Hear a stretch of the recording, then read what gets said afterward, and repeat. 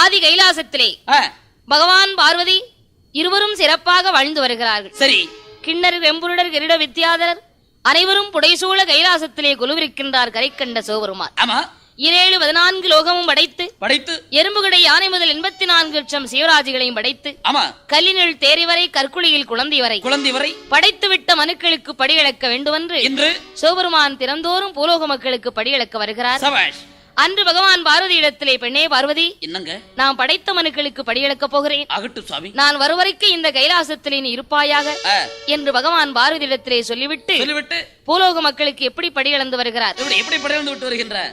நாளி நல்ல தினை எடுத்து, நாளி நல்ல தினை எடுத்து, நாளி நல்ல தினை எடுத்து, தினை எடுத்து, நாளி நல்ல தினை எடுத்து, பகவான் நாடு எங்கும் படியளந்தார் படியளந்தார், அங்கே நாடு எங்கும் படியளந்தார் படியளந்தார், அங்கே நாடு எங்கும் படியளந்தார் படியளந்தார்.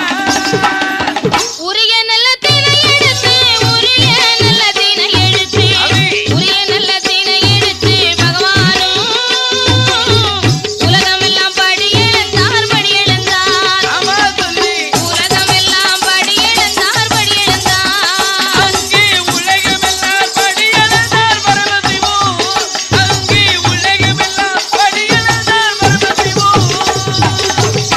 பகவான் நாளை தினையெடுத்து நாடியெல்லாம் படியளந்தார். ஆமா, உரிய தினையெடுத்து உலகமெல்லாம் படியளந்து விட்டு படைத்த மனுக்களுக்கு பட்டினி இல்லாமலே படியளந்து விட்டு வருகிறார். இங்கு பார்வதி பார்த்தாள், என்ன பகவானும் தினம் தினம் பூலோகத்திலே சென்று மக்களுக்கு படியளக்க போகிறேன்னு போறாரு. ஆமா, இவர் படியளந்துட்டு தான் வர்றாரா, இல்ல பட்டினியா போட்டு தான் வராரா? படைத்த ஜீவன்களை பட்டினியாகத்தான் வைத்துவிட்டு வருகிறாரா என்று தெரியவில்லை. ஆமா, இன்று நாம் பகவானை சோதிக்க வேண்டும் என்ற எண்ணம் கொண்ட பார்வதா தேவி விஸ்வபெருமாவை அழைத்து, சரி, காஞ்சிபுரம் கம்பு வெட்டி கட்டைச்சிமிழ் உண்டு பண்ணி திருக்காணி போட்டுவிட்டு கொண்டு வாரும் என்று சொன்னாள். விஸ்வபிரமா காஞ்சிபுரம் கம்பு வெட்டி கட்டைச்சிமிழ் உண்டு பண்ணி திருக்காணி போட்டு விட்டு உமையவளிடத்திலே கொண்டு வந்து கொடுக்கிறார். சரி, பார்வதி பார்த்தாள், அந்த சின்ன சிமிழுக்குள்ள ஒரு சிற்றெரும்பை பிடித்து அடைத்து தன் கட்டியிருந்த சேலை தலைப்பிலே முந்தானியிலே முடிந்து எக்களுக்குள் சொருகிக் கொண்டு பகவான் படியளக்க போன திசையை நோக்கி அமர்ந்திருக்கிறார். இன்றைக்குமே அப்படி அமர மாட்டார். பகவானோ பூலோகத்திலே படியளந்து விட்டு கைலாசம் வந்தார். கட்டளைக்கு பார்வதியை பார்த்தார். பெண்ணே பார்வதி, என்ன இது ஒரு நாளும் இல்லாத திருநாளாக இருக்கிறாய்? அதானே கோலமாக இருக்கிறது. படியளக்க போன திசையை நோக்கி பாதங்களை நீட்டி அமர்ந்திருக்க மாட்டாயே? அதானே தலைவரி கோலமாக இருக்க மாட்டாயே? என்னம்மா நடந்த விஷயம் என்று கேட்டார். சரி, உடனே பார்வதி, பகவானே, என்ன இன்று மக்களுக்கு பட்டினி இல்லாமல் படியளந்து வந்திருக்கிறீர்களா? ஆமாம்மா, என்னிடத்திலே 2 ஜீவன்கள் பட்டினியாக இருக்கிறது என்று சொன்ன உடனே பகவான், பார்வதி, 2 ஜீவன்கள் பட்டினியாக இருக்கிறது என்கிறாயே, என்கிற ஜீவனை எங்கே பார்க்கலாம்? சிமிழுக்குள்ளே இருந்த உயிரை பார்க்கின்றாள் பார்வதி. சரி, சிமிழுக்குள் இருக்கக்கூடிய சிற்றெரும்பு திரையரசியை கவ்விக்கொண்டு சிமிழுக்குள்ளே சுற்றி சுற்றி வருவதை பார்த்தாள். பகவானுடைய பாதத்திலே விழுந்து, பகவானே, தெரிந்தும் தெரியாமல் அறிந்தும் அறியாமல் அடியாள் இப்படிப்பட்ட குற்றத்தை செய்துவிட்டேன். அப்படியா பார்வதி? சிறியாள் செய்த குற்றத்தை மன்னிக்க வேண்டும் என்று பகவானுடைய பாதத்திலே விழுந்தாள். சரி, உடனே பகவான், பெண்ணே பார்வதி, என்னங்க அறைக்குள்ளே இருந்தாலும்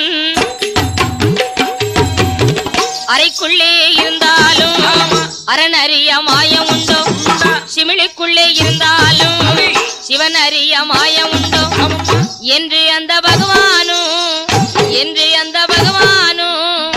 இன்னும் என்ன சொல்லுகிறார்?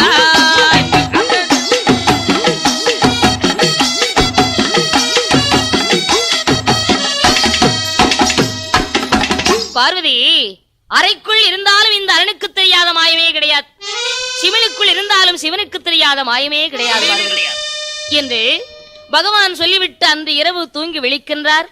மறுநாள் தினத்திலும் படிகளுக்கு போக வேண்டும் என்று பகவான் புறப்பட்டார். சரி பார்வதி, பகவானே, என்ன இன்று நானும் உங்களோடு கைலாசத்திலிருந்து பூலோகத்திற்கு வருவேன். நீங்கள் படிகளுக்கு சென்று விட்டால் கைலாசத்திலே நான் தனிமையாகத்தான் இருக்கிறேன். உங்களோடு நான் வராமல் இருக்க வேண்டுமானால் எனக்கு என்ன வரம் வேண்டும் தெரியுமா? உனக்கு என்ன வரம் வேணும் பார்வதி? கேளு. குஞ்சி நல்ல விளையாட குழந்தை ஒன்று வேணும் சுவாமி. குஞ்சி நல்ல விளையாட குழந்தை ஒன்று வேண்டும் சுவாமி. மடியில் வைத்து விளையாட மதனை ஒன்று வேணும் சுவாமி. கையில் வைத்து விளையாட மைந்தன் ஒன்று வேண்டும் சுவாமி. கையில் வைத்து விளையாட எனக்கு கண்மணியும் வேணும் சுவாமி.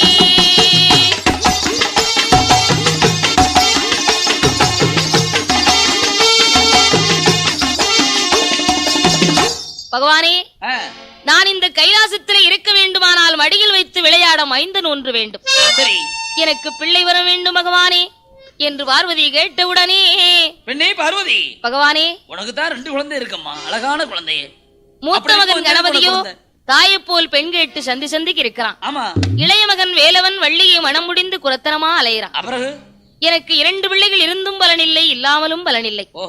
என் பக்கத்திலே இருந்து என்னோடு கொஞ்சம் விளையாடுவதற்கு குழந்தை வேண்டும். அப்படியா என்று பார்வதி கேட்டவுடனே பகவான், பார்வதி, என்ன உனக்கு இனிமேல் நான் குழந்தை வரம் கொடுத்தேனேயானால் அந்த குழந்தையால் சிறுமையைத்தான் இருக்குமே தவிர உனக்கு நன்மை இருக்காது, பெருமை இருக்காது பார்வதி என்று சொன்னவுடனே பார்வதி, எப்படி இருந்தாலும் பரவாயில்லை, எனக்கு குழந்தை வரம் தான் வேண்டும் என்றாள். சரி பார்வதி, என்னங்க, கண்டிப்பா உனக்கு குழந்தை வரம் வேண்டுமா? கண்டிப்பா வேணும். கைலாசத்திலே மரகத தூணிலே 32வது தூணிலே தூண்டாத மணிவிளக்கு சுடர் விட்டு எரிகிறது. சரி, அந்த சுடர் விளக்கின் அருகிலே முந்தி ஏந்தி தவம் செய்தால் குழந்தை வரம் கிடைக்கும் பார்வதி என்று பகவான் சொன்ன உடனே பார்வதி கைலாசத்திலே 32வது தூணிலே தூண்டாத மணிவிளக்கின் சுடர் விளக்கின் அருகிலே வந்து எப்படி தவம் இருக்கிறாள்? எப்படி தவம் இருக்கின்றாள்? ஆற்றி நல்ல மண்ணெடுத்து அரணாரை போல் உருவம் செய்தாள். சேற்றி நல்ல மண்ணெடுத்து சிவனாரை போல் உருவம் செய்து 1000 அணைவகுந்து அடுக்கடுக்காய் லிங்கம் வைத்து புலித்தோலை தான் வீரித்து பூங்கோடியாள் தான அமர்ந்தாள்.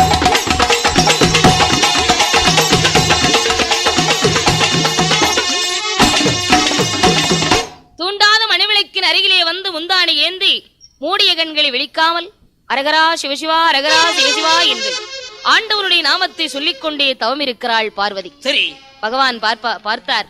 பார்வதியுடைய தவநிலையை கண்டு அவளுக்கு தெரியாமலே வந்து பின்னாடி வந்து தூண்டாத மணிவிளக்கை சிவபெருமான் தூண்டிவிட்டார். தூண்டாத மணிவிளக்கை தூண்டிவிட்ட உடனே முத்துப்போல் 3 சுடர் பார்வதியுடைய முந்தானையில் முழுமுழுன்று வீழ்ந்தது. சுடர்கள் வீழ்ந்தவுடனே பார்வதிக்கு முந்தானை கனமாக இருந்தது. குழந்தை கிடைத்து விட்டது என்று கூட்டி பிடித்து கொண்டு வந்து பார்த்தாள். குழந்தை எப்படி இருக்கிறது? கைகால்கள் உறுப்பில்லை, கண்மூக்கு செவி இல்லை, அம்மி குழவி போன்று அங்கும் இங்குமாக உருடுகிறது. அம்மி குழவி கூட 2 பக்கம் பொடி இருக்கு, அதுக்கு பொடி இல்ல, மொட்டு முழுக்குது. பார்வதி பார்த்தாள், பகவானே, நான் பிள்ளை வரம் கேட்டதுக்கு இப்படிப்பட்ட பிடிமுண்டத்தை கொடுத்து விட்டீர்களே, இந்த குழந்தை வைத்து நான் எப்படி கொஞ்சம் விளையாடுவேன் என்று அழுதாள் பார்வதி. சரி, உடனே பகவான் பிரம்மனை அழைத்து அந்த குழந்தைக்கு உருப்படைக்க சொன்னார். பிரம்மா உருப்படைத்தார், பகவான் உயிர் கொடுத்தார். அந்த குழந்தைக்கு பெயர் கொடுக்க வேண்டுமென்று மைந்தன் சுடர் ஒளிவிலே பிறந்த காரணத்தினால் சுடலையீசன் என்றும் முண்டமாக உருண்டதினால் முண்டன் என்றும் இந்த மைந்தன் மயானம் போக வேண்டிய காரணத்தினால் மாயாண்டி என்றும் பேரிட்டு வளர்த்து வருகிறார்கள். சரி, அந்த குழந்தையை தரையிலே விட்டால் தண்டைக்கால் லோகம் என்று, பூமியிலே விட்டார் பொற்பாதங்கள் லோகம் என்று, தோளிலே தொட்டில் கட்டி துடையிலே நடவளர்த்தி நாளொரு மேனியும் பொழுதொரு வண்ணமாக வளர்த்து வருகின்றார். சிறப்பாக மாயாண்டி சுடலையீசன் வளர்ந்து வரும்போது இங்கு திளைவன காட்டில் என்ன நடக்கிறது? என்ன நடக்கிறது? கட்டையில பிணம் இருந்து கதகதென்று வேகூதையா, எண்ணி நல்ல எருவடிக்கு ஈரமண்ணை மேல் பொதிந்து, பச்சை நல்ல எருவடிக்கு பச்சை மண்ணை மேல் பொதிந்து, இல்லை வன காடதிலே காடதி அங்கு மாண்டவினோ வேகுதையா வேகுதையா.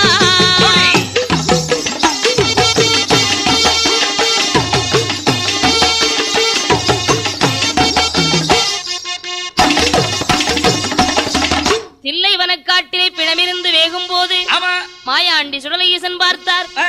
தாயமிருது உண்டமானால் நமக்கு தாகம் அடங்காது, உடலமிருது உண்டமானால் உள்வயிறு நிரம்பாது. மையானம் போக வேணும், மாண்ட வேணும், திங்க வேணும், போக வேணும், இடுகாடு போக வேணும், இறந்த வேணும், திங்க வேணும்,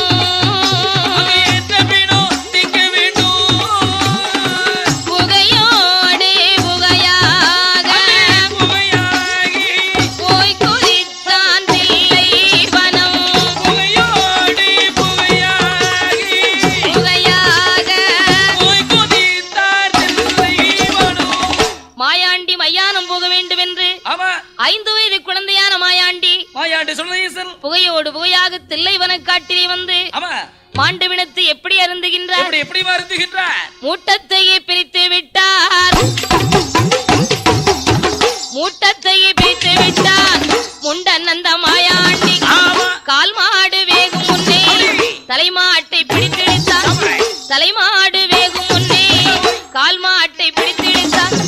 கையதிலே சிலது வீணம், வாயதிலே பிரமதிடம், பேய்களுக்கு விருந்தளித்தார் பேயாண்டி சுடலை ஈசன்.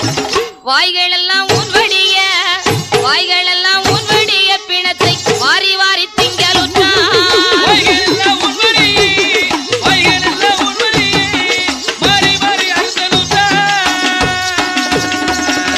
மாயாண்டி சுடலை ஈசன் கரண்டைக்கால எலும்புகளை கரும்பு என்று கடிக்கலுற்றார், முட்டாங்கால் எலும்புகளை முறுக்கு என்று கடிக்கலுற்றார். வாய்களெல்லாம் ஊன்வடிய பிணத்தை வாரி வாரி அருந்துகின்றார். பார்த்தார் மாயாண்டி, நாம் மாண்டு விழுந்தின்ற செய்தி தாய் தந்தையருக்கு தெரியக்கூடாது என்று முன்படுத்த பிள்ளை போலே மறுபடியும் கைலாசத்திலே வந்து சப்பரமன்ற கட்டிலே சயனம் செய்தார். மாண்டவிடத்தை அறிந்துவிட்டு மாயாண்டி கைலாசத்திலே வந்து தூங்கும் போது தொட்டிலில் தூங்கிக் கொண்டிருந்த மைந்தன் அடித்த குழந்தை போல் கூச்சலிட்டு புலம்புகிறார். பார்வதி பார்த்தாள், குழந்தை கண்விழித்து விட்டான் என்று ஓடோடி வந்து அந்த குழந்தையை வாரி கையிலெடுத்து வலது கண்ண முத்தமிட்டாள். முத்தமிடும் போது பிள்ளையுடைய மேனி எல்லாம் என்ன அடிக்கின்றது? என்ன அடிக்கின்றது? பிள்ளை திருமேனி எல்லாம் மேனி எல்லாம் பிணவாடை அடிக்க கண்டாள், அடிக்க கண்டாள். பிள்ளை திருமேனி எல்லாம்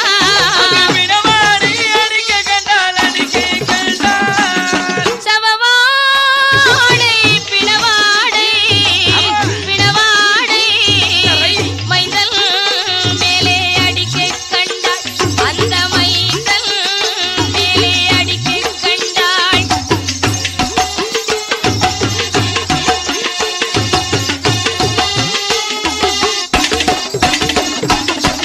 பிள்ளை மேனியெல்லாம் பிணவாடை அடிப்பதை பார்த்த பார்வதி பகவானிடத்திற்கு ஓடோடி வந்தாள். சரி பகவானே, என்னம்மா நான் பிள்ளை வரம் கேட்டதற்கு இப்படி பிணந்தண்ணியை கொடுத்து விட்டீர்களே, அதானே மைந்தன் வரம் கேட்டதற்கு மாண்ட விழுந்திங்க குடி பிள்ளையை கொடுத்து விட்டீர்களே என்று பார்வதி சொன்ன உடனே பகவான் பார்த்தார். என்ன பார்வதி, என்னங்க அதான் இந்த குழந்தை உனக்கு வேண்டான்னு சொன்னேனே, கேட்டியா? எப்படி எனக்கு குழந்தை வரம் வேணும்னு கேட்ட, குழந்தை வரம் கொடுத்தேன்.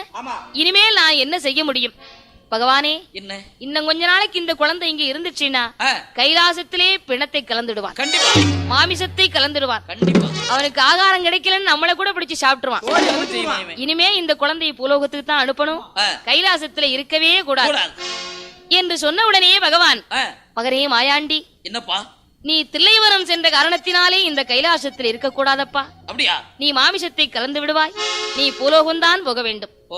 பகவானே, நான் பூலோகம் போக வேண்டுமானால் எனக்கு எக்கச்சக்கமான பலி வேணும். நீ வேறு எட்டாத பீடம் போட்டு ஏணி வைத்து மாலை சாற்றி, உச்சியிலே கும்பகலசம் வைத்து குச்சி மாலை சாற்றி, ஒரு கோட்டை அரிசி வங்கி ஒரே படப்பாக போட வேண்டும்.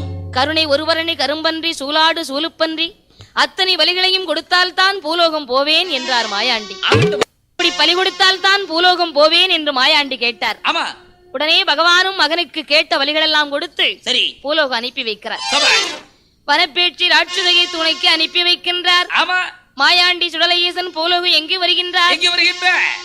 அஞ்சி குச்சி மலையாளம் மலையாளம் அதன் நடுவே கொல்லங்குட்டி கொல்லங்குட்டி அஞ்சி குச்சி மலையாளம் மலையாளம் அது நடுவே கொல்லங்குட்டி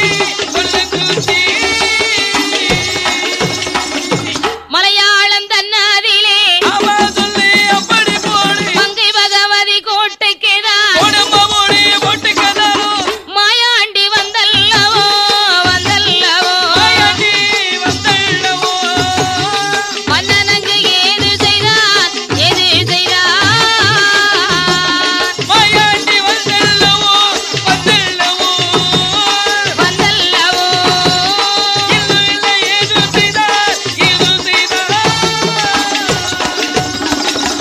மலையாளத்திலே மங்கை பகவதியாருடைய கோட்டைக்கு வந்து ஆமா மாயாண்டி சுடல ஈசன் நாமல் வந்த பெருமை இந்த நாடறிய வேண்டும் இந்த உலகம் அறிய தெரிய வேண்டும் மங்கை பகவதி அறிய வேண்டும் தெரிய வேண்டும் என்று ஆமா எப்படி அட்டகாசம் செய்கின்றார் எப்படி மாட்டுகாசம் செய்கின்ற போறவரை வரவரை பின்னே நின்று அடிக்கலுத்தான் பின்னே நின்று அடிக்கலுத்தான் வரவரை போறவரை வங்கி கொண்டு குத்தலுத்தான் பின்னே நின்று குத்தலுத்தான் சூலுக்கார பெண்களையும் சூதடியாய் அடிக்கலுத்தான் சூதடியாய் அடிக்கலுத்தான் கோட்டைகளை சாய்ப்பதுவும் கொடிமரத்தை சாய்ப்பதுவும் அங்கே கொடி மரத்தை சாய்ப்பதுவும் மாட்டெலும்பு செங்கல் துண்டும் செங்கல் துண்டும் மட்டெலும்பு செங்கல் துண்டும் மாயாண்டி மாறி மாறி எடுத்தெறிந்தான் எடுத்தெறிந்தான் மட்டெலும்பு செங்கல் துண்டும் செங்கல் துண்டும் மாட்டெலும்பு செங்கல் துண்டும் அங்கே மாறி மாறி எரியலுத்தார்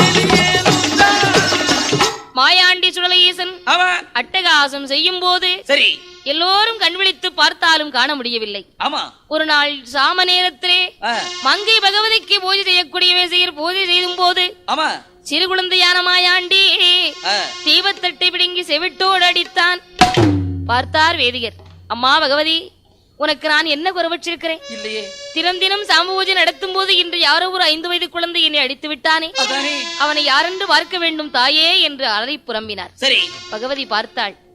அப்படி நம்முடைய கோட்டையிலே அட்டகாசம் செய்யக்கூடியவன் யாரென்று தெரியவில்லையே, பார்க்க வேண்டும் என்று இரவு 12 மணி அளவிலே சரி காற்றடித்தாலும் இலைய செய்யாது கடிய சாம வேளையிலே ஒன்று தின்று ஊரரங்கும் ஒரு சாம வேளையிலே 4 தெருக்களும் சுற்றி நடுத்தருவி வாரபோது மாயாண்டி 5 வயது குழந்தையாக தனிமையாக விளையாடி கொண்டிருக்கிறார்.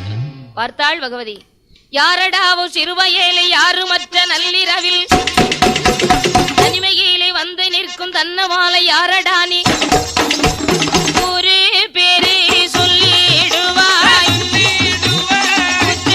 ஒரு பாலகனே சொல்லிடுவாய். யாரடா சிறுவையிலே யாருமற்ற நள்ளிரவில் தனிமையாக வந்து நிற்கிறாயே, உன் ஊர் என்ன பேர் என்ன என்று பகவதி விசாரித்தாள். சரி, உடனே மாயாண்டி, அம்மா பகவதி, நான் யாருன்னு கேக்குறியா? நான் யாரு தெரியுமா? யாரு? பிறந்ததுதான் கைலாசம், நான் பிறந்ததுதான் கைலாசம், வளர்ந்ததுதான் தில்லைவானம், பெற்றாளே பார்வதியா, பேர் கொடுத்தார் பரமசிவம், என் பேரு மாயாண்டி, வளர்த்தாளே வனப்பேட்டி, வளர்ப்போருக்கு பிள்ளையாக வந்தேன் அம்மா உண்டனிடம்.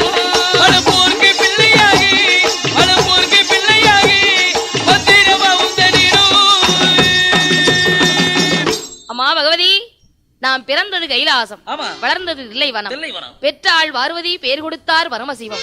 என்னுடைய வாசலுக்கு மந்திரியாக வலது கண்ணுக்கு இடது கண்ணாக காவலும் கட்டுமாக இருப்பாயப்பா. ஈசான உலகில் இருக்கிற 7 கிடாரம் திரவியமும் ஒன் பொறுப்புத்தான். அத்தனை திரவியத்தையும் காவலும் கட்டுமாக காத்திரு மகனே என்று சொன்னவுடனே மாயாண்டி, அம்மா பகவதி, உன்னுடைய கோட்டையில் இருக்க திரவியத்தை நான் காக்க வேண்டுமானால் எனக்கு என்ன கொடுக்க வேண்டும் தெரியுமா? என்ன கொடுக்கணும்? 7 நிலைய வேணும், ஏமசாம ஊட்டு வேணும், 6 நிலைய வேணும், அத்த சாம ஊட்டு வேணும். எனக்கு ஊட்டு போட்டு குடை கொடுத்தால் உன்னுடைய கோட்டையிலே இருப்பேன் என்று சொன்ன உடனே முதல் பூஜை எனக்கு, 2வது பூஜை உனக்கு. நீ புழுங்கரிசி சாதம் தான், உனக்கு பச்சரிசி சாதம், எனக்கு புழுங்கரிசி சாதம். ஒரு கோட்டை அரிசி வங்கி ஒரு படப்பா போடணும். எனக்கு சைவ படப்பு பிடிக்காது, முட்டையோடு முருங்கைக்காய் தான் சேர்த்து படப்பு போட வேண்டும் என்று மாயாண்டி கேட்டவுடனே மங்கு பகவதி மகனான மாயாண்டிக்கு 7 நிலையமிட்டால் ஏமசாம ஊட்டு விட்டாள்.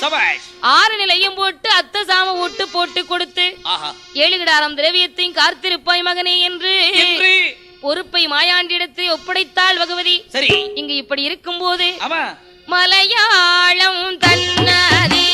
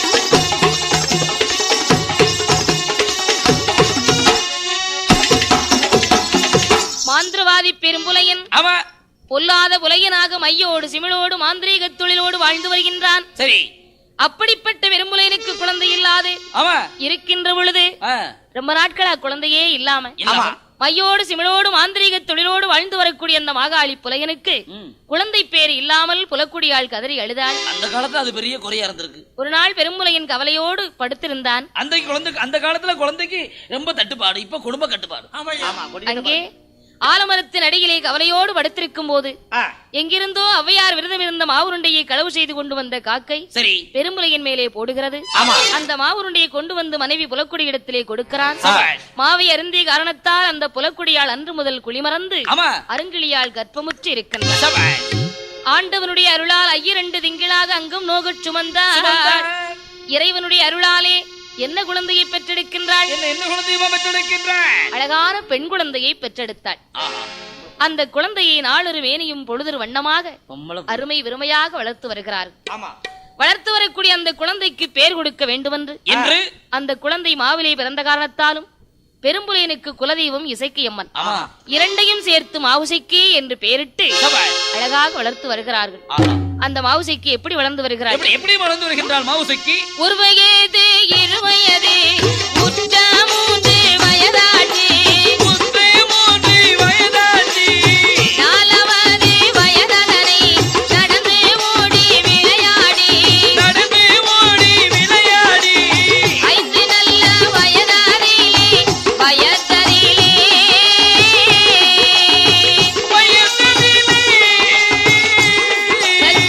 சானிடத்தில் கல்வி கற்றாள்.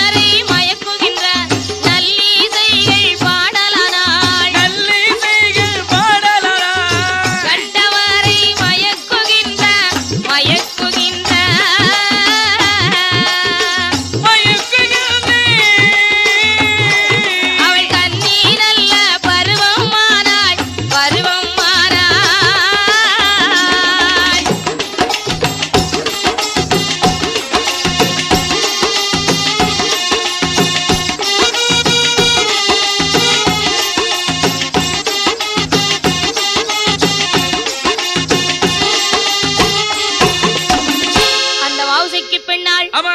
நாளொரு மேனியும் பொழுதொரு வண்ணமாக வளர்ந்து 12 வயது பருவமங்கையாக திகழ்கிறார். சரி, அழகு அழகு, அப்படி அழகு. தெய்வரம்பை மின்னார் திருஅழகெல்லாம் திரட்டி கைவருந்த வேதன் இவளை கற்பித்து விட்டானோ என்று சொல்லக்கூடிய அத்தனை அழகையும் பெற்றிருக்கிறாள் அந்த மாவுசைக்கு பெண்ணாள். புருவரண்டு கருப்பொழிய பின்னே ஒரு கருப்பும் இல்லை, தலைமுடிய கருப்பொழிய தானே ஒரு கருப்பும் இல்லை. மிகவும் அழகுள்ள பருவ பெண்ணாக திகழும் போது பெரும்புரையின் தன் மகளுடைய அழகை பார்த்து என்ன எண்ணுகின்றான்? தன்னழகு போதாது தங்க நகையால் அலங்காரம் செய்ய வேண்டும், மகளுக்கு அழகு போதாது அழகாக நகை போட்டு அலங்கரிக்க வேண்டும் எண்ணம் கொண்ட பெரும்புலையன் மனசுல நினைக்கும் போது அவன் கையில எந்த பொருளுமே கிடையாது. பணம் இருந்தால் தானே மகளை அலங்கரித்து பார்க்க முடியும். எங்காவது திரவியங்கள் இருக்கிறதா என்று அஞ்சன மை போட்டு ஆராய்ந்து பார்க்க வேண்டும் என்று சிறு சுளவி எடுத்தான், சிதம்பர சக்கரத்தை வரிந்தான், அஞ்சன மை போட்டு ஆராய்ந்து பார்க்கிறான். அஞ்சன மை போட்டு ஆராய்ந்து பார்க்கும் போது மாயாண்டி சுடரேசனுடைய காவல் இருக்கின்ற 7 கிடாரம் திரவியத்தையும் பார்த்தான்.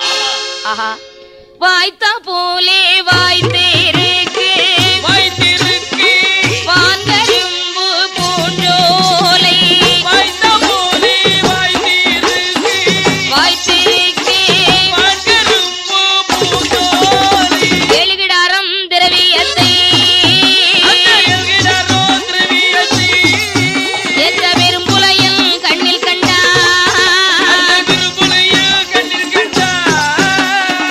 சந்தோஷம் கொண்டல்லவோ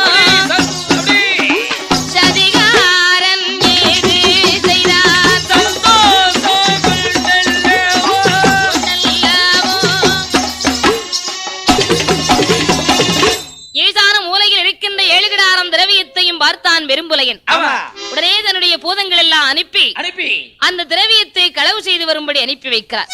அதன் மாதிரி அந்த பூதங்களும் அந்த திரவியத்தெல்லாம் திருடிக் கொண்டு ஏலோல பாடிக்கொண்டே வருகிறது. அல்லாத பூதங்கள் எல்லாம் திரவியத்தை களவு செய்து கொண்டு வருகின்றது.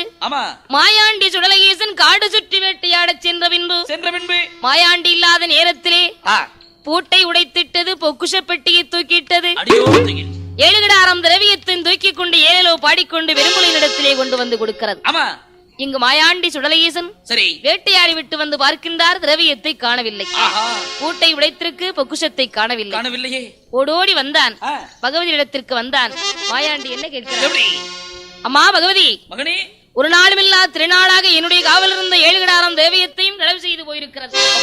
பூட்டை உடைத்து பொக்குஷத்தை தூக்கி இருக்கிறது. என்னுடைய காவல் இருக்கக்கூடிய திரவியத்தை களவெடுக்க வேண்டுமானால் அவ்வளவு தைரியம் யாருக்கு வரும்? அப்படிப்பட்ட ஆள் யார் என்பது உனக்குத்தான் தெரியும். எனக்கு இப்பவே வாழ்த்தி வரங்கொடுத்து வல்லையத்தை கையில் கொடம்மா என்று புறப்பட்டார் மாயாண்டி.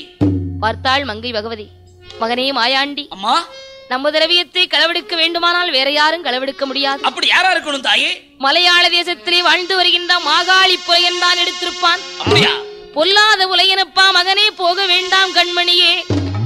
என் மகனே மாயாண்டி, அந்த மாந்திரவாதி பெரும்புலையன் மையோடு சிமிழோடு மாந்திரீக தொழிலோடு வாழ்ந்து வருகிறான். அப்படியா? உன்னை பார்த்தானே ஆனால் சிமிழுக்குள்ளே பிடித்து அடைத்து விடுவான். மகனே, நீ போகவே வேண்டாம்.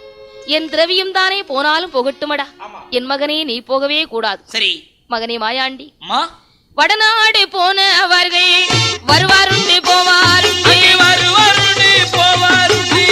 மேலாடு போனவர்கள் மேன்மை வெற்றி வருவாருண்டு, கீழாடு போனவர்கள் கீர்த்தி வெற்றி வருவாருண்டு, தென்னாடு போனவரை மகனே திரும்பி வர பார்த்ததில்லை.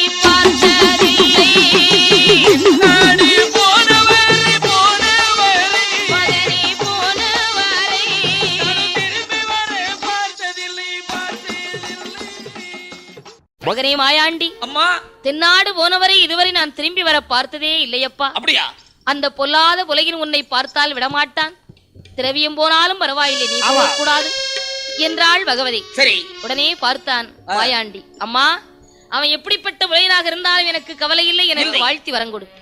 மகனே மாயாண்டி, சமுத்திரத்திலே வாளை நிறுத்தி சக்கரம் போல் ஆடுவான், அம்மி தட்டி வரக்க செய்வான் 500 காதவழி, வானத்தையே வில்லாக வளைப்பான், மணலை கயிறு திரிப்பான், அப்படிப்பட்ட உலகினிடத்திற்கு நீ போகக்கூடாது என்று சொல்லியும் கேளாமல் மாயாண்டி கண்டிப்பாக களவெடுத்த கல்வரை கருவறுத்தே வருவேன் என்று மாயாண்டியுடைய மந்திரமும் அந்த பெரும்புலையின் மந்திரத்தை நான் பார்த்து வருகின்றேன் எண்ணி 8 நாளைக்குள்ளே. பெரும்புலையின் மந்திரமும் பேயாண்டி தந்திரமும் மாந்திரவாதி மந்திரமும் மாயாண்டி தந்திரத்தையும் எண்ணி 8 நாளைக்குள்ளே பார்த்திரம்மா என்று சரி வாழ்த்தி வரம் கொடுத்தாள். வல்லையத்தை கையில் கொடுத்தாள். போற்றி வரம் கொடுத்து பொன்பிலம்பை கையில் கொடுத்து மாயாண்டி அனுப்பி வைக்கிறாள் மங்கை பகவதி. சரி மாயாண்டி சுடலையீசன் பார்த்தார். நமக்கு பொருத்தமான வடிவத்தோடு போக வேண்டும் என்று பாம்பாட்டி சித்தனை போல் வடிவம் எடுத்தார். மலையாள தேசத்திலே மாந்திரவாதி பெரும்புலையின் அரண்மனை பக்க தெருவிலே வந்து எப்படி பாம்பாட்டு விளையாட்டு காட்டுகின்றார். எப்படி பாம்பாட்டுறாரு? 4 தெருவதிலும் 4 கம்பம், 4 தெருவதிலும் 4 கம்பம், நடுத்தெருவதிலே பொன்னு கம்பம், பொன்னு கம்பம் அதிலே பூவை சூடி பூவாலநாதரை போல் ஆடு பாம்பே, நீ ஆடு பாம்பே, விளையாடு பாம்பே.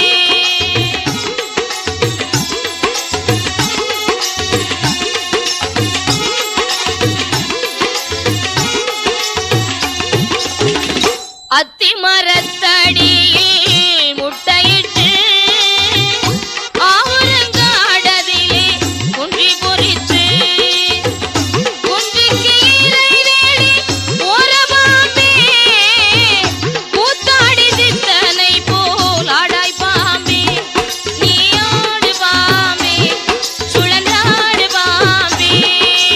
ஆடு பாம்பே, விளையாடு பாம்பே, நீ ஆடு பாம்பே, விளையாடு பாம்பே.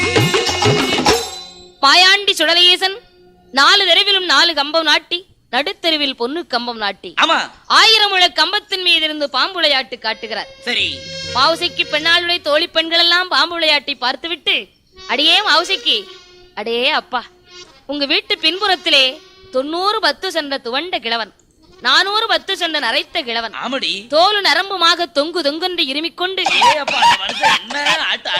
1000 முழ கம்பத்தின் மீது இருந்து பாம்பு விளையாட்டு காட்டுவதை பார்த்தால் என்ன அற்புதமாக இருக்கிறது என்று சொன்னவுடனே மாவுசைக்கு, அடியே நானும் பார்க்க வேண்டும் என்று எனக்கு ஆசையாக இருக்கிறதடி. அப்படியா? மாவுசைக்கு மேல போவோம், 10 அடுக்கு மாடி மீது நின்று பார்க்கலாம். மாவுசைக்கு அழைத்துக் கொண்டு 10 அடுக்கு மாடிக்கு வருகிறார்கள். இங்கு பாம்பு விளையாட்டை பார்க்கும் போது மாவுசைக்கு மூக்கில் அணிந்திருக்கக்கூடிய வைரக்கல் ஒளிவானது மாயாண்டியுடைய முகத்திலே பட்டது. பார்த்தார் மாயாண்டி, ஆகா, திரவியத்தை களவு செய்த கல்வனை கண்டுவிட்டேன், இவள்தான் புலையின் மகள் மாவுசைக்கியா? உடனே 1000 முழ கம்பத்து விட்டு கீழே இறங்கினார். பண்டார கிழவனை போல் வடிவமெடுத்து மாவுசைக்கு இடத்திலே அரண்மனையிலே வந்து பிச்சை கேட்கிறார். மாவுசைக்கு முன்வாசலுக்கு வந்தா பின்வாசலுக்கு வர்றார், பின்வாசலுக்கு வந்தா முன்வாசலுக்கு வர்றார். முன்னும் பெண்ணுமாக மாவுசைக்கு பெண்ணை அலைய வைத்து பார்த்தார் மாயாண்டி. பார்த்தாள் மாவுசைக்கு, ஏ கிழட்டு பண்டாரம், பிச்சை வாங்க வந்தவன் பிச்சையை வாங்கிவிட்டு பேசாமல் போக வேண்டியதானே, என்னை முன்னும் பின்னும் அலைய வைத்து பார்க்கிறாயே. பேத்தி மாவுசைக்கு, என்ன அவ்வளவு லேசா நினைச்சிட்டியா? என்னதா வந்து வாங்கிட்டு போக வேண்டிய நாரச்சனியனே. பிச்சைக்கு நான் வரலையடி, பெண் கேட்டு வந்தேனடி, பிச்சைக்கு நான் வரலையடி, பெண் கேட்டு வந்தேருக்கேன், அண்ணன் வாங்க வரலையடி, வரலையடி, உனக்கு ஆளனாக வந்தேனடி, வந்தேனடி.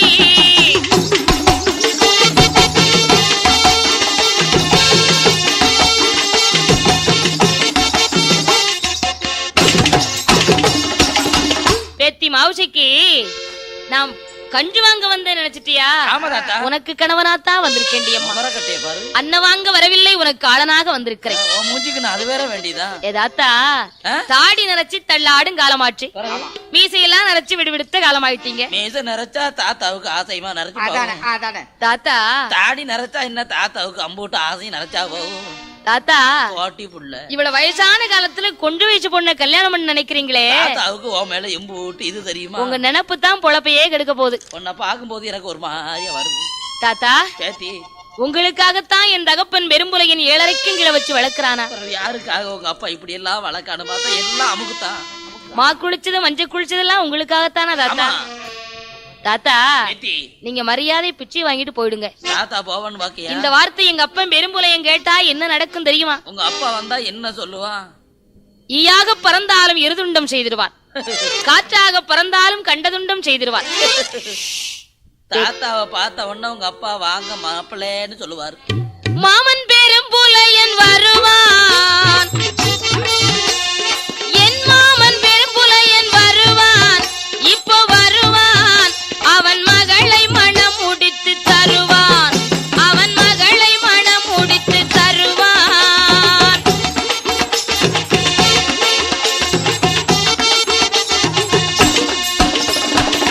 பேத்தி அதெல்லாம் இருக்கட்டும், இவள் நேரடிக்கு உன்னோடு பேசிக்கிட்டு இருந்த காரணத்தினால ரொம்ப தாகமா இருக்கு.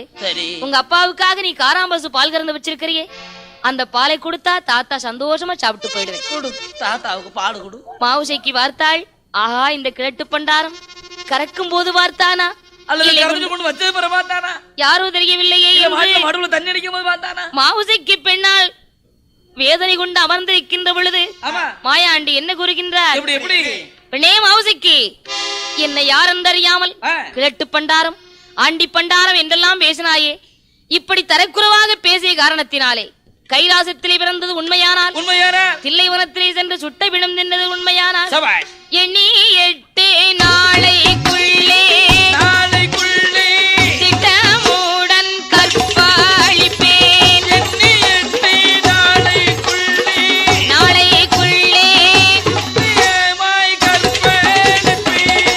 எண்ணி 8 நாளைக்குள்ளே உன்னை கற்பழிக்காவிட்டால் என் பேர் மாயாண்டி அல்ல. மார்வதி சபதம் செய்துவிட்டு மாயாண்டி மாயமாய் மறைந்து விட்டார். மாவுசைக்கு அழுத கண்ணும் சிந்தையுமாக அமர்ந்திருந்தாள். பெரும்புலையன் வந்தான். அப்பா, யாரு ஒரு கேட்டு பண்டாரம் எண்ணி 8 நாளைக்குள்ளே கற்பழிப்பு என்று சொல்லிவிட்டு சென்றிருக்கிறான். ஒண்ணும் கவலைப்படாத, நான் இருக்கம்மா. ஈ போக வழியில்லாமல் எறும்பு போக வழியில்லாமல் அரமனை கட்டணும், என்னை 7:30 கீழே வைத்து பாதுகாக்க வேண்டும் என்று பதறி அழுதார். உடனே மகளுடைய வார்த்தைப்படி ஈ போக வழியில்லாமல் எறும்பு போக வழியில்லாமல் கண்ணாடி அறையாக கட்டுகிறார். 7:30 கீழே தன் மகளை பாதுகாப்பாக வைத்திருக்கிறார். 7 நாட்களாக விடிய விடிய கண் விழித்து காத்திருந்தாள். 8வது நாளையிலே மாயாண்டி சுடலையீசன் எறும்பு ரூபம் கொண்டு 7:30 கீழே வந்து மாவுசைக்கு பெண்ணாளை கற்பழித்து விட்டு சென்று விட்டார். தெற்கே தலையை வடக்கே காலுமாக படுத்திருந்தவளை வடக்கே தலையும் தெற்கே காலுமாக படுக்க வைத்துவிட்டு மாயாண்டி நினைத்த காரியத்தை நிறைவு செய்துவிட்டு சென்று விட்டார். விடிந்து 8 மணி அளவு தூங்குகிறாள் மாவுசைக்கு. புலக்குடியாளோ வந்து தன் மகளை பார்த்தாள். மகளே மாவுசைக்கு, தங்கமான மேனையெல்லாம் தலைக்குறவாக இருக்கிறதே, என்ன நடந்தது மகளே என்று மாவுசைக்கு பெண்ணை பார்த்து கேட்டவுடனே மாவுசைக்கு எப்படி புலம்புகின்றாள்? எந்தகப்பா பெரும்புலையா, என்ன மோசம் வந்ததடா, எந்தகப்பா பெரும்புலையா, என்ன மோசம் வந்ததடா, சண்டாள பண்டாரம் சொன்ன வார்த்தை பலித்திட்டதே, சண்டாள பண்டாரம் சொன்ன வார்த்தை பலித்திட்டதே.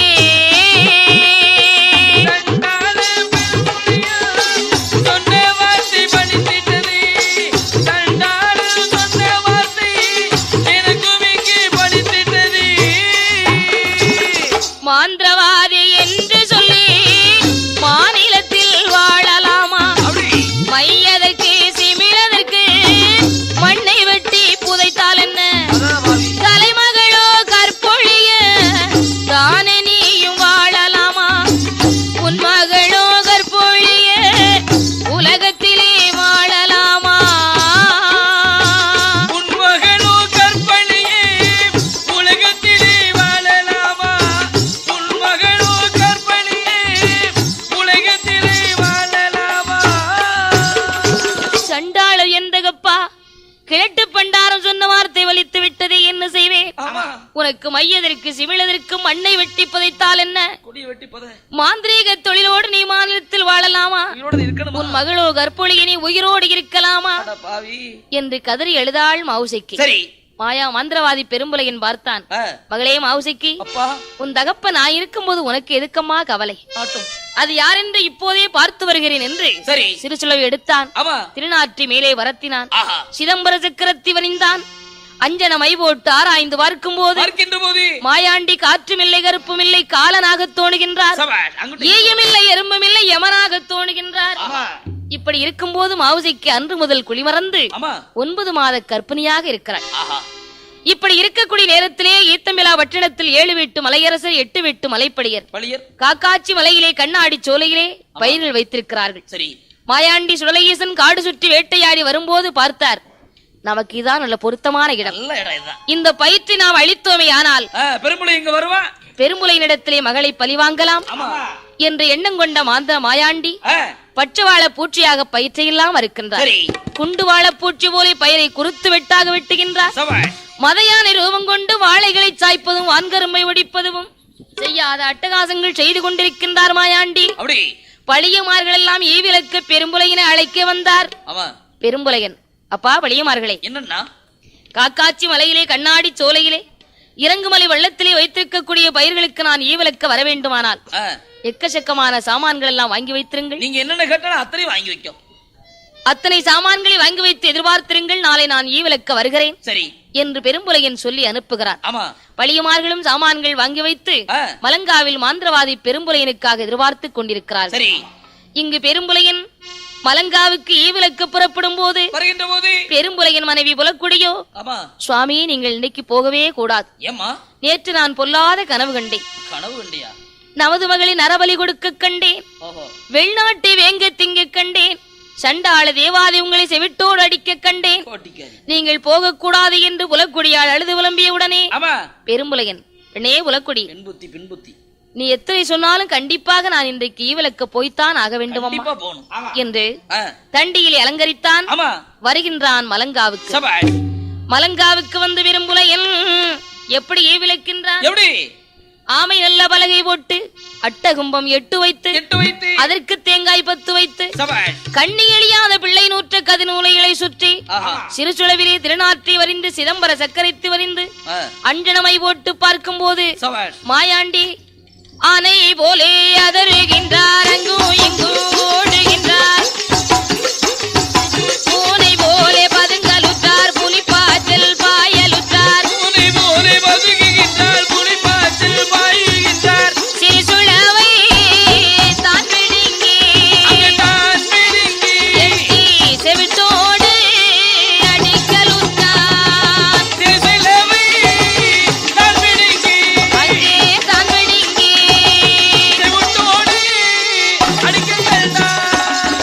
மாயாண்டி சுடலையீசன் சிறுசுளவை பிடுங்கி செவிட்டோடு அடித்தான்.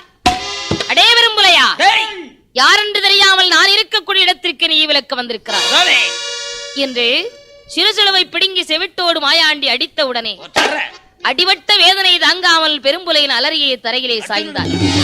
பழியமார்கள் எல்லாம் வந்து பெரும்புலையனை கைப்பிடியாக பிடித்து அமர வைத்தார்கள். பெரும்புலையன், அட சண்டாள தேவாதையே, உனக்கு என்ன வேண்டும் என்பதை வாங்கிக் கொண்டு அண்ணனும் தம்பியுமாக சந்தோஷமாக இருக்கலாமே, உனக்கு என்ன வேண்டும் என்று கேட்டார். சரி டே பெரும்புலையா, என்ன தேவாதை, நான் கேட்டதெல்லாம் கொடுத்துடுவாயா? இந்த அடர்ந்தவன காட்டுக்குள்ளே சரி எனக்கு ஊட்டு போட்டு கொடை கொடுத்தால் நீ சொன்ன கட்டளைக்கு நான் கட்டுப்படுவேன். நீ கேட்கிற மாதிரி நான் ஊட்டு போட்டு கொடுக்க, நான் சொல்றது நீ கேளு. கருணை ஒருவரணி கரும்பன்றி ஒருவரணு, சூலாடு சூலுப்பன்றி பாலாடு பாலுப்பன்றி, கருங்கிடாய் செங்கிடாய் துள்ளு மரிது விளங்குட்டி, அத்தனையும் மாயாண்டிக்கு மாந்திரவாதி பெரும்புலையின் பலி கொடுத்தான். அத்தனை பலியும் ஏற்ற மாயாண்டி பெரும்புலையினை பார்த்து என்ன கூறுகின்றார்? என்ன கூறுகின்றார்? அடே பெரும்புலையா, என்ன தேவாதை, இந்த பலிகள் எல்லாம் எனக்கு ஏற்காதடா. உனக்கு என்ன வேணும்? நரபலி கொடுத்தால் தான் உடைய சிமிழுக்குள் 3.25 நாளிகைக்கு அடைபடுவேன். தேவாதையே நரபலியா? 3.25 நாளிகை கழித்து விட்டால் உன்னையே நான் மோசம் செய்வேனடா. நரபலியும் சாதாரணப்பட்ட பலி இல்ல. ஒருவனுக்கு ஒரே மகளாக இருக்க வேண்டும், தலைப்பிள்ளையாக இருக்க வேண்டும், தலைப்பிள்ளை சூலியாக இருக்க வேண்டும். அது 9 மாச கர்ப்பிணியா இருக்கணும். 5 மாசம் 6 மாசம் இருக்க கூடாது, 9 மாத கர்ப்பிணியாக இருக்க வேண்டும். 9 மாத கர்ப்பிணியை ஊட்டு போட்டு குடை கொடுத்தால் 3.25 நாளிகைக்குள் சிமிழுக்குள் அடைபடுவேன் என்று சொன்ன உடனே மாந்திரவாதி பார்த்தான். சண்டாள தேவாதையே, சாதாரணப்பட்ட பலினை எவன் தலையிலாவது கையை வச்சு இழுத்துட்டு வந்துருவானே, 9 மாத கர்ப்பிணிக்கிறாய், எங்க போய் தேடுவேன்? தலைப்பிள்ளையா இருக்கணும், தலைப்பிள்ளை சூலியா இருக்கணும் கேட்கிறையே, எங்க போய் தேடுவேன் என்று புலம்பும் போது என்னடா உனக்கு யோசனை? உன்மகள் இருக்கின்றாளே, அவளை கொண்டு கூட்டு போட்டுக்கொண்டா. அட சண்டாள தேவாதையை, என் மகளின் எங்கே வைத்து பார்த்தாய்? பிச்சைக்கு நான் வந்தேனடா, பெண் மகளை கண்டேனடா.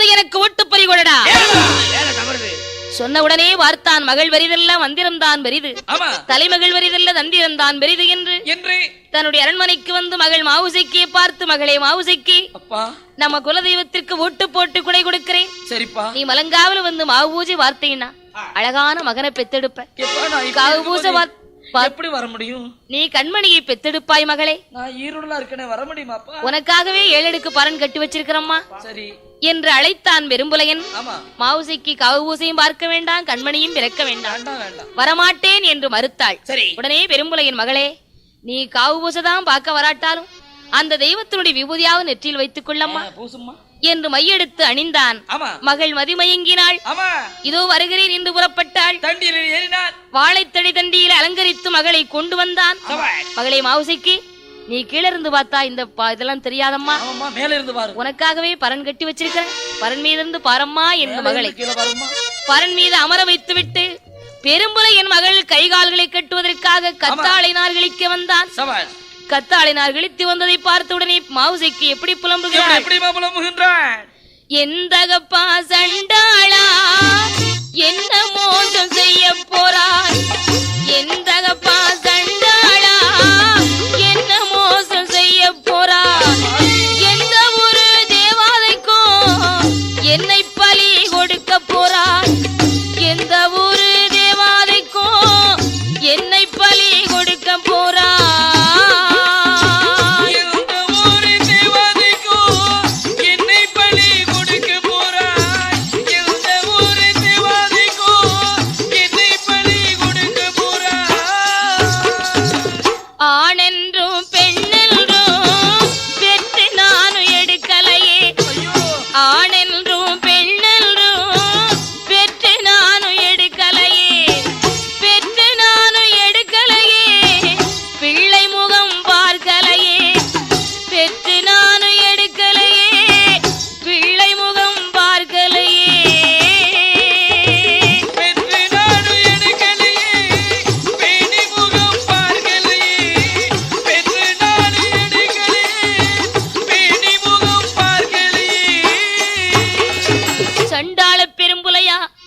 உனக்கு பெண்ணாக பிறக்கலாமா, நான் பூமியிலே வாழலாமா, பெண்ணாக பிறக்க முன்னால் மண்ணாக பிறந்திருந்தாலும் எனக்கு மகிமை கிடைத்திருக்குமே, எந்தாயோ சண்டாளி கருவாக சனிக்கும் போது கருமருந்தை தின்றாள் இல்லை, கருவாக சனிக்கும் போது கருமருந்தை தின்றாள் இல்லை, உருவாக சனிக்கும் போது ஒரு மருந்தை தின்றாள் இல்லை, உருவாக சனிக்கும் போது ஒரு மருந்தை தின்றாள் இல்லை, உருவாக சனிக்கும் போது ஒரு மருந்தை தின்றாள் இல்லை, உருவாக சனிக்கும் போது ஒரு மருந்தை தின்றாள் இல்லை,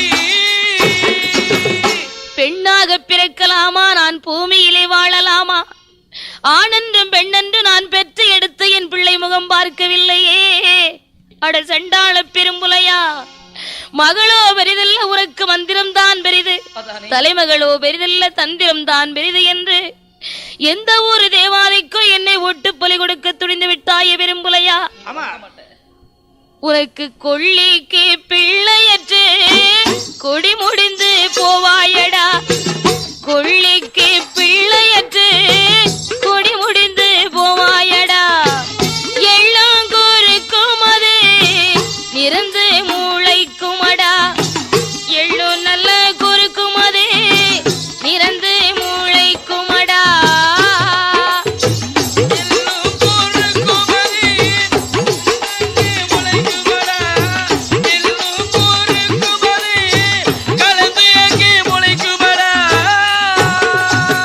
உன்னுடைய கோட்டையில எள்ளுங்குருக்கு நிறந்து முளைக்கும், கொள்ளிக்கு பிள்ளையற்று கொடி முடிந்து போவாயடா என்று கதறி எழும்போது பெரும்புலையன் மகள் என்று கூட பார்க்காமல் கத்தாளினாரால் கைகால்களை கட்டும் போது, நேரம் தவறுகிறது நெஞ்சுகேறி பறிகொடு, வேலை தவறுகிறது உன் மகளை வெட்டி முறித்து பறிகொடு என்று சொன்ன உடனே மாந்திரவாதி பெரும்புலையன் என்ன எண்ணுகின்றான், பாளையர் வாளை கையில் எடுக்கும் போது அட என் தகப்பா பெரும்புலையா, சண்டாளா பாலை அருவாளை பார்க்கும் போது பதறுதடா அங்கமெல்லாம், அருவாளை பார்க்கும் போது எனக்கு அதிருதடா மேனி எல்லாம். இந்த சண்டாள தெய்வத்திற்கு என்னை ஒட்டு பலி கொடுக்க துணிந்து விட்டாயே பெரும்புலையா, நான் என்ன பாவம் செய்தேன் என்று புலக்குடியால் பெற்ற மகளான மாவுசிக்கு அழும்போது மாயாண்டி சுடலையேசன் என்ன கூறுகின்றார்? அடே பெரும்புலையா, என்னடா நல்ல நேரத்தில் அழுகச் சத்தம்? சீக்கிரம் உன் மகளை எனக்கு வெட்டி முறித்து பலிகொடு. உன் மகளை பலி கொடுக்காவிட்டால் உன்னையும் சேர்த்து பலி வாங்கிடுவேன் என்று மாயாண்டி சத்தமிட்ட உடனே மகளை கைகால்களை கட்டினான். தலைவாளை இலைவரித்து மாயாண்டி அமர வைத்து பாலை எருவாளால் தன் மகளை நெஞ்சுகீறி ஈரக்குல தாமரக்கா எடுத்து வைத்தார் மாயாண்டிக்கு. கொடியோடு எடுத்து வைத்த மாவோடு கொடியோடு மரளையாரை எடுத்து வைத்தார்.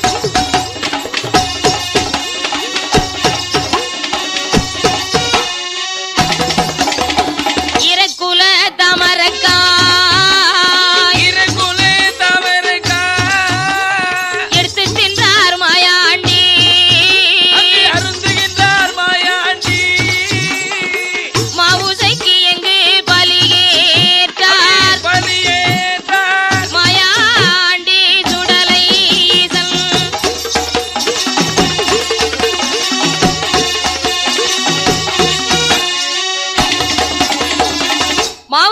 பலியேற்ற மாயாண்டி 3.25 நாழிகைக்கு சிமிழுக்குள் அடைபட்டார். பெரும்புலையின் அடைபட்ட சிமிழை நீலகண்ட கசத்திலே தாழ்த்துவிட்டு இன்றைக்கோட சனியன் தொலைஞ்சது. பொல்லா தேவாதையை கசத்திலே தாழ்த்து விட்டோம். பயமே இல்லை என்று அரண்மனைக்கு வந்தார். பெரும்புலையின் மனைவி புலக்குடியாள் நீலகண்ட கசத்திற்கு தண்ணீர் எடுக்க வேண்டும் என்று வந்தாள். அந்த கசத்திலே வந்து தண்ணீரை கோரும் போது நீலகண்ட கசத்திலே தாழ்த்த அந்த சிமிழானது செப்பு குடத்துக்குள்ளே வந்து விட்டார். கொடுத்து தண்ணீரை கொண்டு வந்து அரண்மனையில இறக்கினாள். கணவனுக்கு சாதம் வைத்தாள். பெரும்புலையின் ஒருவாய் சாதம் கூட எடுத்து சாப்பிட்டிருக்க மாட்டான். குடத்திற்குள் இருந்து செமிழானது துள்ளி எழுந்து வெளியே வந்து விழுந்தது. பார்த்தான் பெரும்புலையன், ஆஹா சண்டாள தேவாதை இங்கு வந்து விட்டானே, இனி நான் என்ன செய்வேன் என்று பயந்து அந்த கசத்திலே எடுத்து வந்த சிமிழை கொண்டு வந்து கட்டுப்பட்டியிலே கட்டி உயரத்திலே கட்டி தூக்கினான். 3.25 நாழிகை கழித்தது. சிமிழ் அதுவும் வெடித்திட்டது. சீறி பாய்ந்தார் மாயாண்டி. பொல்லாத புலையனையும் கருவறுத்தார் மாயாண்டி. திட்டமுடன் கருவறுத்து திரவியத்தை களவு செய்த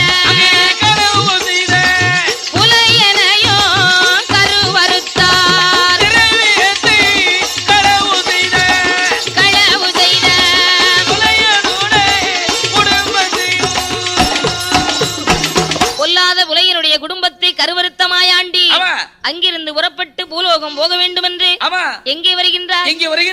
குபுகுவந்தார் விழும் குற்றாலத்திலே தீர்த்தமாடி அங்கிருந்து அடிவணிந்து சேர்வை செய்து பொன்காசு விளையும் தென்காசி விலக்கு விட்டு திருநெல்லை அம்பலம் கடந்து செம்மப்புதூர் நன்னகரில் சிறப்புடனே வந்தமர்ந்து ஊருக்கு ஒரு புறத்தில் உற்றதொரு வீதியிலே துணையோடு தாயும் நல்ல மகனுமாக தான் அமர்ந்தார் மாயாண்டி.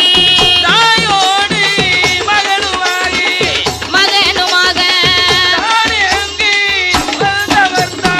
செமப்புதூர் நகரத்திலே வந்து அக்கினி முத்தம்பாடும் ஆண்டி மாயாண்டி சுடலையீசனும் தாயும் மகனுமாகவே வந்தமர்ந்து அங்கு உள்ள சத்திரிய குலமக்களுக்கு எந்த குறையும் வராமல் ஆள் போல் தலைக்கு வைத்து அருகு போல் வேறு ஊன்றி மூங்கில் போல் பண்ணை வைத்து முஷியாது வாழ வைப்பார்.